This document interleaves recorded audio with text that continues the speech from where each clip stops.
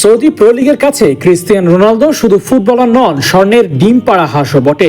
কোটি কোটি ডলারের বিজনেস হয় এক রোনালদোকে ঘিরে। আল নাসের একা নয়, লাভ হয় পুরো সৌদি লিগের। তাই যে কোনো মূল্যে রোনালদোকে রেখে দিতে চাইবে সৌদি প্রো লিগ। কদিন আগেই রোনালদো জানিয়েছেন তিনি আর সৌদি প্রো লিগে খেলবেন না, বিদায় বলবেন শীঘ্রই। আর এতেই যেন সৌদি লিগের মালিকদের কপালে চিন্তার ভাঁজ পড়েছে।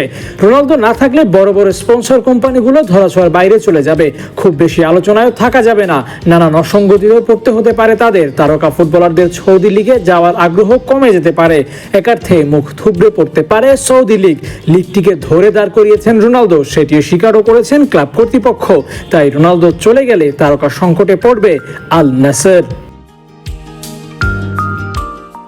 একবার ব্যবসায় ভাটা পড়লে, বিশেষ কিছু না করতে পারলে প্রো লিগ আর মাথা চারা দিয়ে দাঁড়াতে পারবে না। তাই ক্লাব কর্তৃপক্ষের আবদার রোনালদো যেন থেকে যান আল নাসেরে। এ নিয়ে নাসের কর্তৃপক্ষ জানায় তারা রোনালদোর এজেন্টের সাথে চুক্তি বাড়ানো নিয়ে আলাপ করছে। এমনকি তারা চায় রোনালদো যেন নাসেরে থেকেও যায়। কিন্তু রোনালদোর পক্ষ থেকে বিশেষ আভাস পাওয়া যায়নি ক্লাবে থাকা নিয়ে। হয়তো রোনালদো এক পোস্টেই ক্লিয়ার করে দিয়েছেন এ মূল্যকে তার আর ব্যবসা চলবে না। আর তাই হাত বাড়িয়ে ডাকছে আল হিলাল, সেখানেও না করে দিয়েছেন রোনালদো। থাকবেন না বলছেন যেহেতু তাকে রাখতে চাওয়ার বৃথা চেষ্টা করেও লাভ হবে না। তাই আল হিলাল কিংবা আল আহলি যারাই চড়া দামে কিনতে আসুক, রোনালদো কারোর সাথেই হয়তো চুক্তিবদ্ধ হবেন না।